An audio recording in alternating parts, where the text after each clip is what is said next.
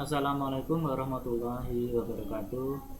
Pada kesempatan kali ini kita akan membahas tentang Pancasila dalam konteks sejarah perjuangan bangsa Indonesia. Ya. Nah, dalam konteks sejarah perjuangan bangsa Indonesia, nilai-nilai Pancasila masa kejayaan nasional terbagi menjadi tiga.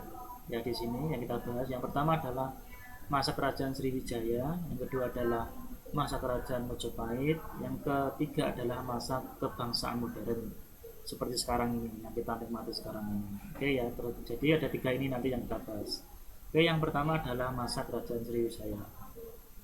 Nah, masa kerajaan Sriwijaya, Pancasila itu memang sudah ada, tetapi dalam pengamalan sehari-hari, ya bisa kita lihat bersama di sini. Yang pertama adalah nilai sila pertama, umat agama Buddha dan Hindu sebagai atau hidup berdampingan secara damai seperti itu. Jadi waktu masa kerajaan Sriwijaya itu sudah ada dua agama di situ. Ya, kerajaan Sriwijaya pun dikenal sebagai kerajaan bahari karena masyarakat hidup dari pelayaran dan perdagangan. Nah, sejak abad ke-7, kerajaan Sriwijaya telah dikenal sebagai pusat pendidikan agama Buddha Mahayana. Nah, itu. Tetapi waktu itu ya, walaupun memang dikenal sebagai pusat kerajaan Buddha, agama Hindu pun masih di uh, masih dibiarkan seperti itu. Jadi masih dibiarkan berkembang, bisa hidup berdampingan. Nah, begitu. Itu merupakan pengamalan dari sila pertama yang kita kenal saat ini adalah ketuhanan yang Maha Esa. Selanjutnya yang kedua di sini adalah nilai dari sila kedua, yaitu terjalinnya hubungan antara Sriwijaya dan India. Seperti itu. Ya. Memang India kan dikenal sebagai kerajaan agama Hindu.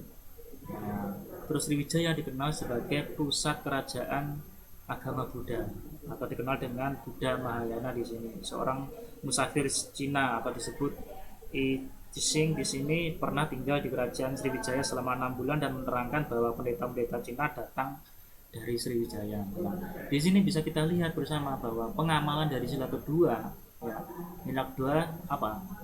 Apa kan? Tahu kan? Kemanusiaan yang adil dan beradab di sini lah. Ternyata waktu kerajaan Sriwijaya sudah bisa dilaksanakan, yaitu adalah terjalinnya hubungan diplomatik ya, yaitu antara kerajaan Sriwijaya dan kerajaan India. Walaupun memang berbeda agamanya, seperti itu ya.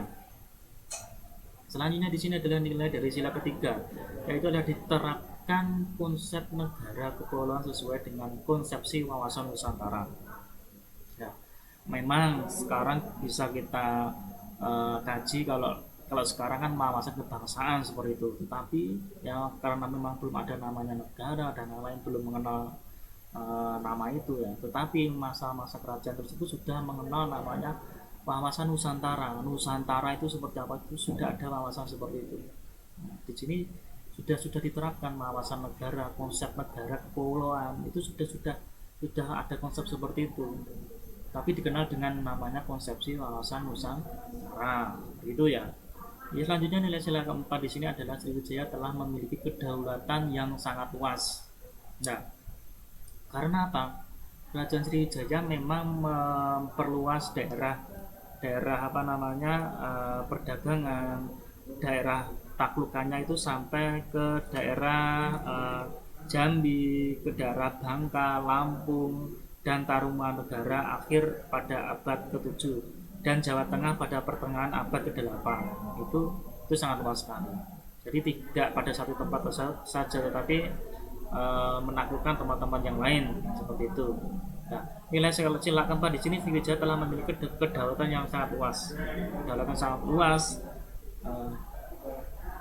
Nah, kedaulatan sangat luas bagaimana terusnya? Di ada sistem pemerintahannya. Sistem pemerintahan pusat bagaimana, musyawarah itu bagaimana. Nah, itu nilai-nilai dari sila keempat. Nah, konsep-konsepnya sudah ada dari kerajaan Sriwijaya.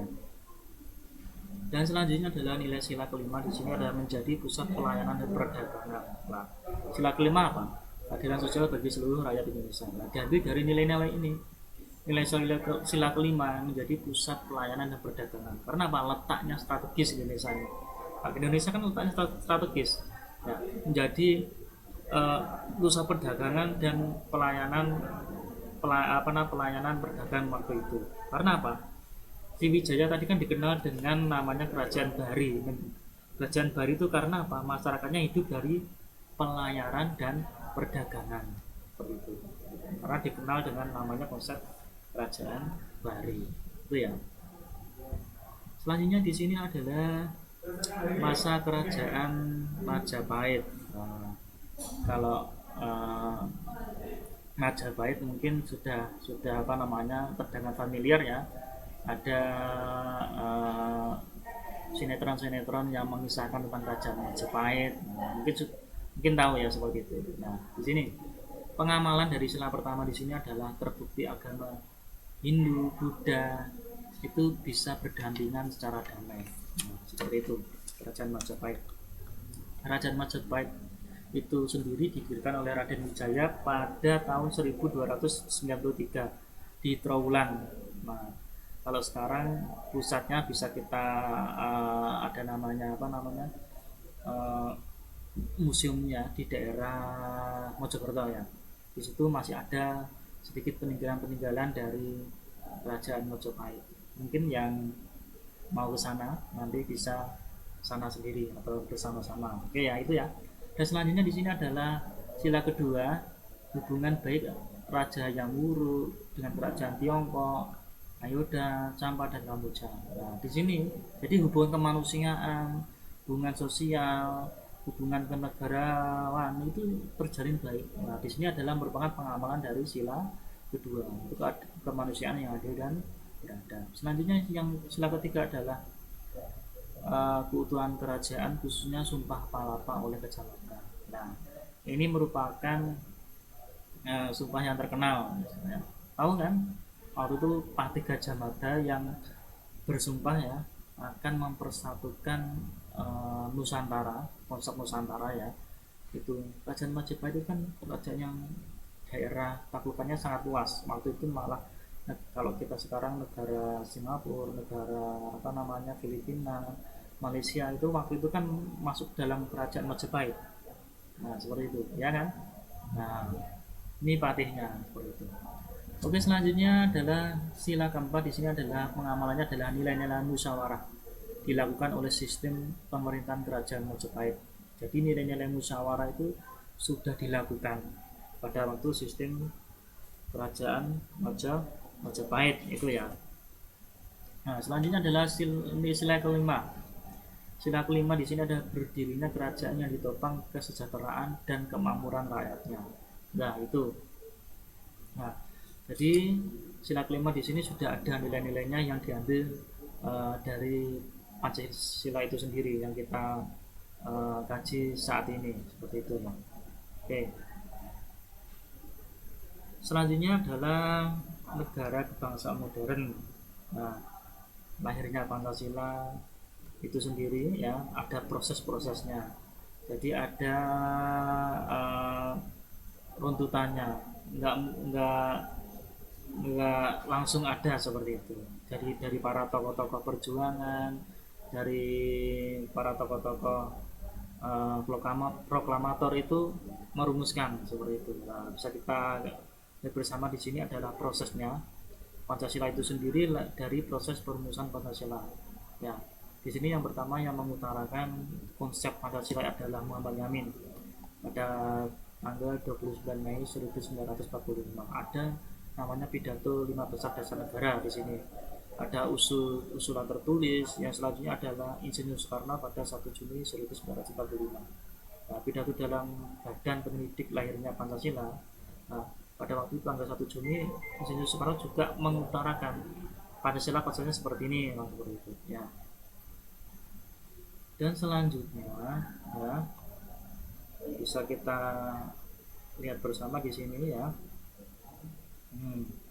Nah, dalam pidatonya di sini ya, nah, ada peri kebangsaan, peri kemanusiaan, peri ketuhanan, peri kerakyatan, kesetaraan rakyat.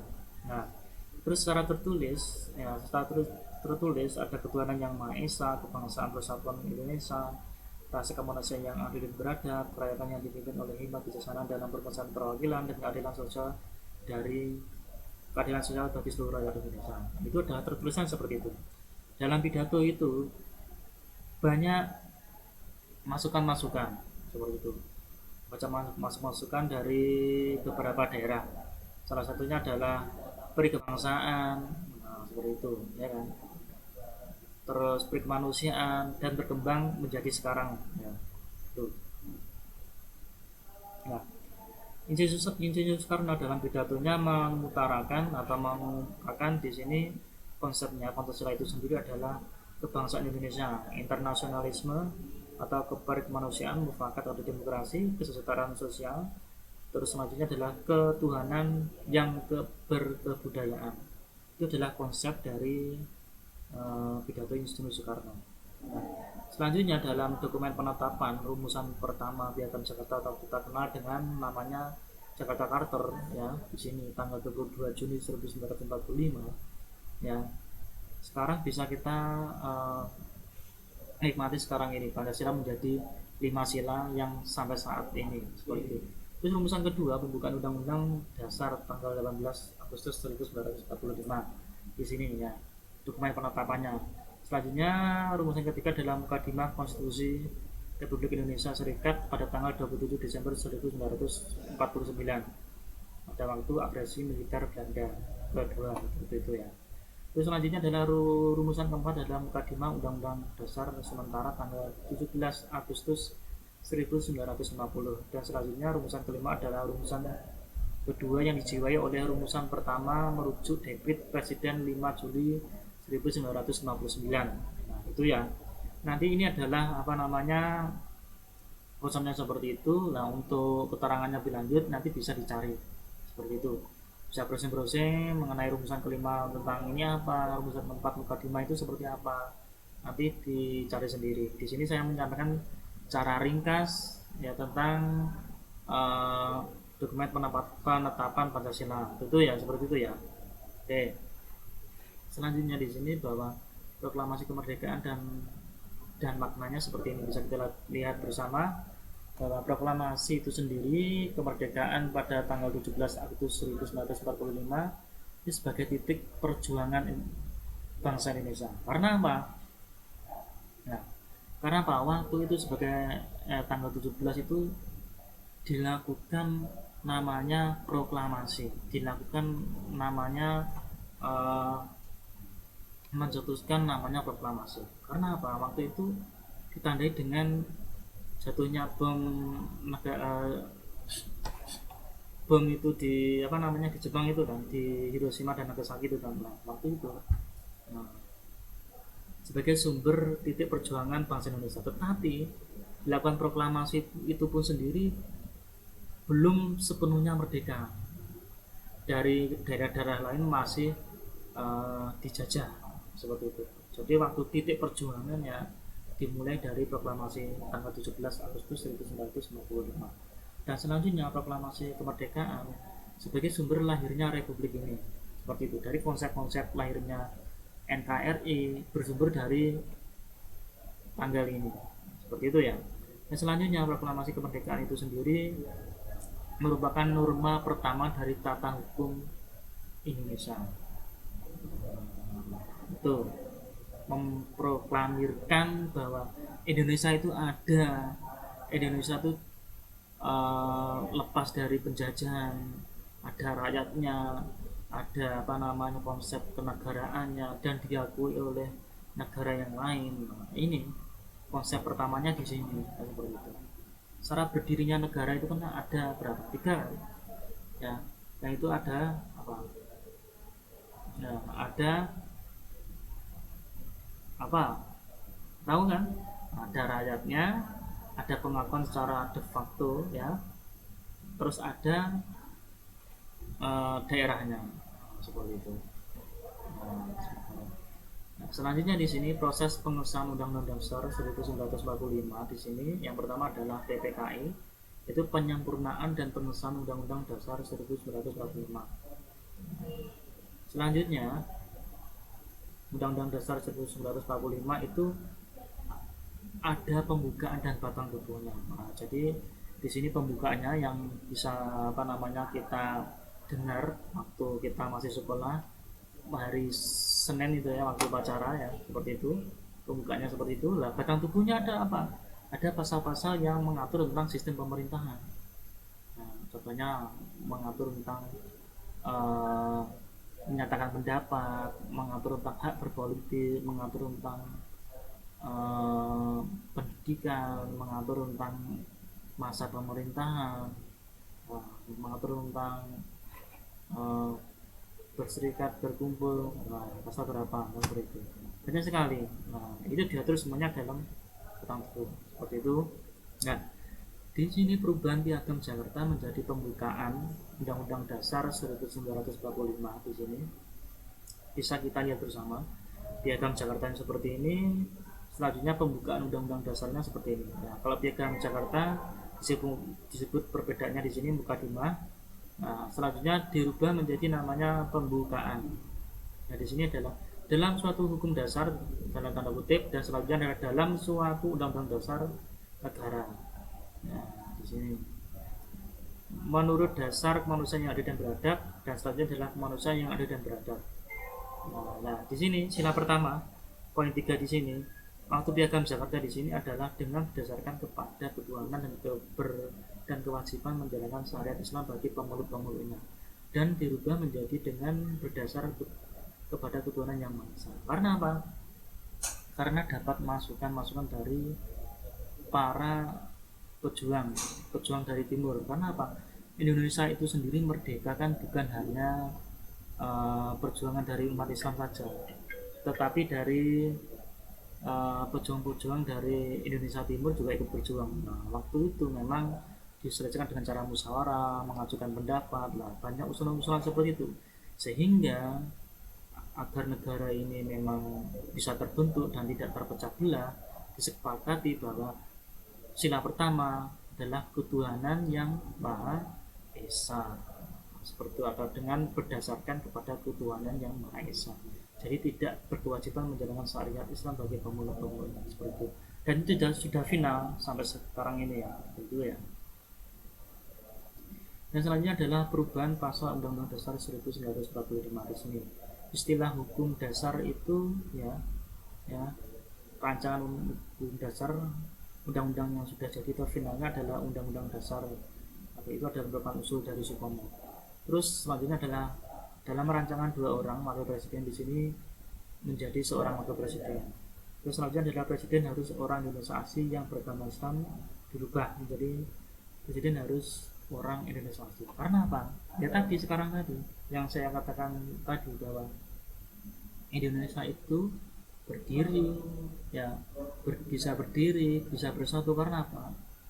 Dari banyak pejuang, bukan hanya dari agama Islam saja, tetapi dari rakyat Indonesia Timur, dari NTT, Sulawesi, dari Papua sendiri. Nah, itu kan agamanya sudah berbeda, tidak hanya agama Islam saja. Nah, seperti itu ya.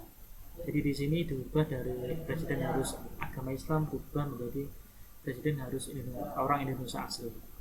Poin keempat adalah selama pimpinan perang dipegang oleh Jepang dengan persetujuan pemerintahan Indonesia. Sekarang dihapuskan. Seperti itu ya. Nah, itu adalah poin-poin perubahan pasal-pasal Undang-Undang Dasar 1945 dari rancangan hukum dasar dan dari finalnya Undang-Undang Dasar 1945. Seperti itu. Nah, oke. Ya, itu merupakan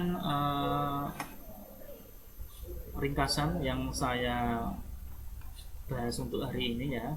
Jadi dalam materi Pancasila dalam konteks sejarah perjuangan bangsa Indonesia dulu ya. Ya, oke, itu. Dan nanti untuk tugas hari ini adalah seperti biasa review ya. Nanti untuk tugas selanjutnya atau lebih ringkasnya nanti, lebih detailnya nanti akan saya sampaikan kepada ketua kelas. Untuk kali ini terima kasih dari saya. Assalamualaikum warahmatullahi wabarakatuh.